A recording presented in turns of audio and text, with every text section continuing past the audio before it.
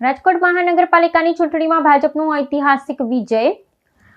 18 વોર્ડની કુલ 72માંથી 65 બેઠકો પર કબજો જમાવ્યો। ગુજરાતમાં તાજેતરમાં યોજાયેલી સ્થાનિક સ્વરાજ્ય સંસ્થાઓની ચૂંટણી અંતર્ગત રાજકોટ મહાનગરપાલિકાની મતગણતરી પ્રક્રિયા શાંતિપૂર્ણ માહોલમાં સંપન્ન થઈ ચૂકી છે।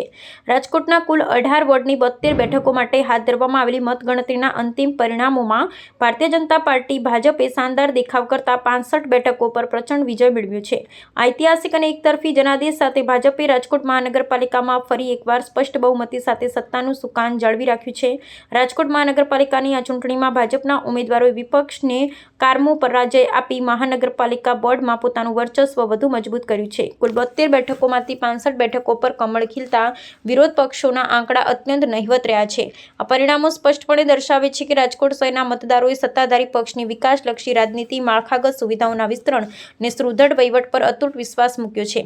પક્ષના સંગઠનાત્મક કૌશલ્ય અને પાયાના કાર્યકરોની સઘન મહેનત આ જંગી જીત પાછળનું મુખ્ય પરિબળ સાબિત થઈ શકે છે। ઐતિહાસિક વિજયના સત્તાવાર આંકડાઓ જાહેર થતાં જ રાજકોટ ભાજપ કાર્યાલય અને વિવિધ વોર્ડમાં કાર્યકરો દ્વારા ભવ્ય વિજયોત્સવની ઉજવણી શરૂ થઈ દેવામાં આવી છે।